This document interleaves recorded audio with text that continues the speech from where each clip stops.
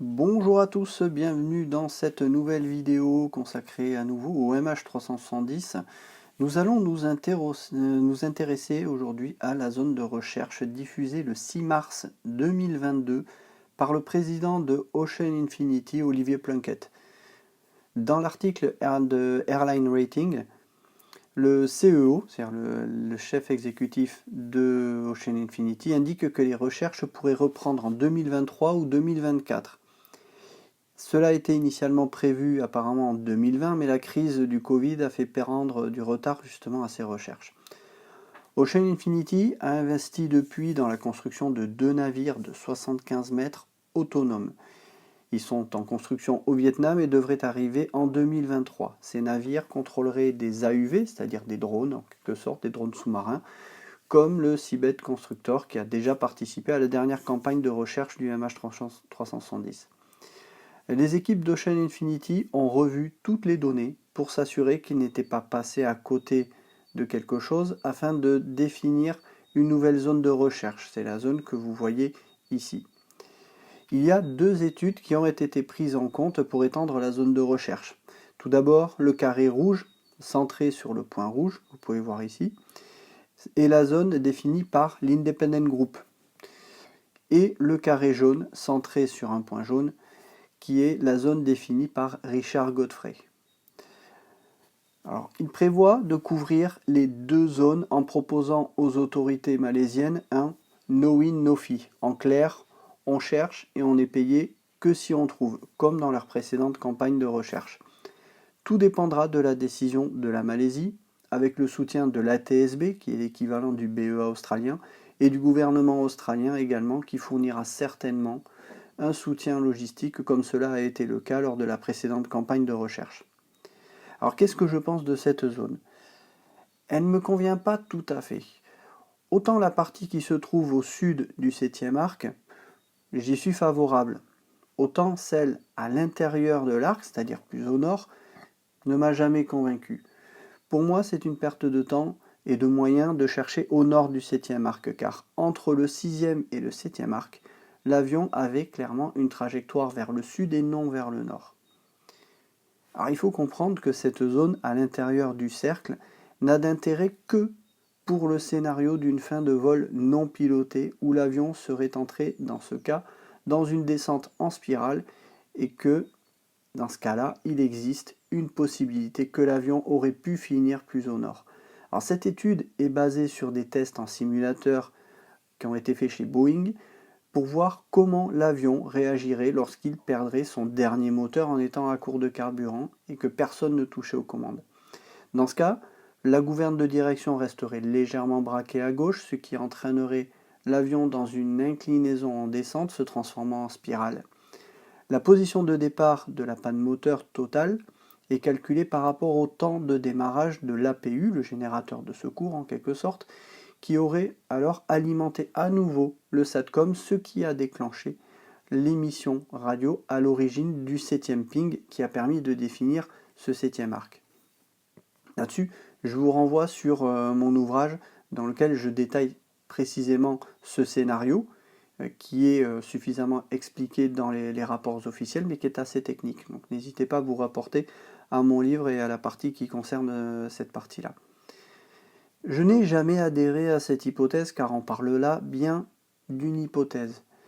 À l'heure actuelle, on ne sait pas s'il y avait quelqu'un dans le cockpit à la fin, ni même si quelqu'un a piloté l'avion. Or, comme je l'ai déjà fait remarquer, lors de la première heure de la disparition, l'avion a fait demi-tour. Il a changé de cap plusieurs fois. Et un avion, ça ne change pas de cap tout seul. Donc il y avait forcément quelqu'un aux commandes au début de la disparition. Pourquoi cela ne serait plus le cas à la fin? C'est pourquoi je défends l'idée que la fin de vol du MH370 a très bien pu être pilotée. Et l'échec des recherches m'a encore plus conforté dans cette idée, car si l'avion avait réellement eu la trajectoire définie par Boeing au niveau du 7e arc, on l'aurait retrouvé. D'autant que lors de la dernière campagne, Ocean Infinity a continué plus au nord, et même très au nord. Trop au nord, selon moi, pour que les BFO puissent correspondre. à ce que l'on a récupéré sur les données d'Inmarsat. Il fallait se concentrer, selon moi, sur la zone que j'avais déjà définie en 2016 et publiée dans la première version de mon ouvrage. Cette zone n'a absolument pas bougé dans la deuxième version de mon livre et elle est toujours d'actualité pour moi aujourd'hui. Cependant, il ne m'était pas possible à l'époque de restreindre davantage ma zone, et cela jusqu'à très récemment, en 2021. En 2021, Patrick Blély, un commandant de bord à la retraite, m'a contacté pour me faire part qu'il partageait parfaitement ma vision de l'affaire. Il avait défini une trajectoire avec une vision de pilote de ligne, avec des calculs et la rigueur d'un pilote de ligne. Exactement les compétences et l'expertise qui me manquaient. Pour la première fois, quelqu'un venait valider toutes les hypothèses que j'avais prises et en allant en plus encore plus loin. Je ne pouvais que l'encourager dans ce sens, le moindre détail technique ne lui échappait pas et il creusait vraiment très loin. Patrick s'est associé à une autre personne, Jean-Luc Marchand, qui est membre du groupe Capsio, qui a une grande compétence justement dans la manipulation des données très techniques comme les BTO et les BFO. Et en étant membre de l'équipe Capsio, Jean-Luc était la personne qui nous manquait. Je n'avais jamais eu la compétence de manipuler ces données. Mes travaux se sont limités à les comprendre et à ressortir les imprécisions de leur viabilité. Patrick et Jean-Luc ont commencé à travailler depuis quelques mois sur la vérification de sa trajectoire pour voir si cela pouvait correspondre aux marges d'Inmarsat, conditions requises pour pouvoir proposer aux autorités ces travaux. Et ça rentre justement dans les marges. Conclusion, la trajectoire de Patrick est tout aussi crédible que celle de l'Independent Group, et j'irai même plus, bien plus, que celle de Richard Godfrey. Voilà pourquoi nous travaillons, Patrick, Jean-Luc et moi-même, à pousser cette trajectoire pour qu'elle retienne l'attention des autorités malaisiennes. Alors, une première étape a été franchie. Le BEA français a répondu favorablement à cette étude.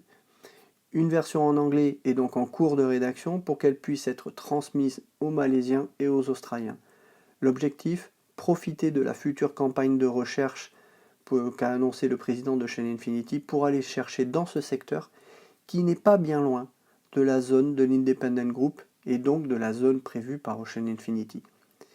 Pour des raisons de confidentialité des travaux en cours et par respect du travail de Patrick, je ne vais pas montrer directement la totalité de la zone qui est recherchée.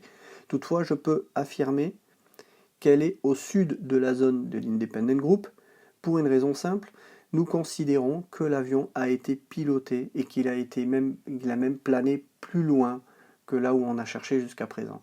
Patrick a été jusqu'à calculer le profil vertical du plané de l'avion afin de déterminer la distance minimale et la distance maximale par rapport au 7e arc. J'aurai le loisir de présenter cette étude en intégralité dans les prochains mois, une fois que toutes les démarches auront été effectuées, afin de respecter le travail de son auteur. Je vous renvoie vers le livre de Patrick Blély, paru récemment, qui détaille certains aspects de son travail, mais les détails techniques concernant cette trajectoire et certaines études avaient volontairement été omis pour simplifier la compréhension dans le livre, et ne pas perdre un lecteur qui n'est pas forcément habitué à ces détails extrêmement techniques.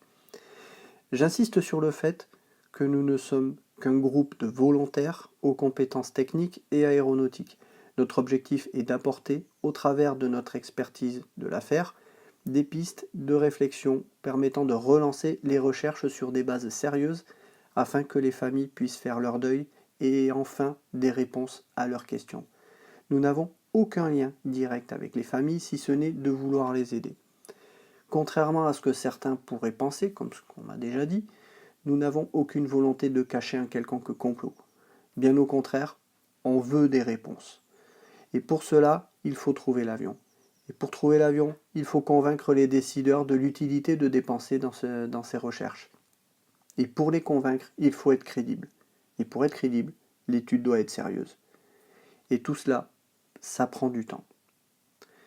Voilà pour cette vidéo.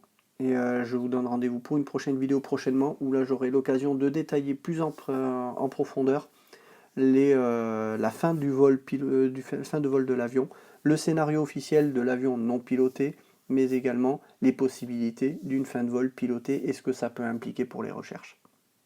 À bientôt.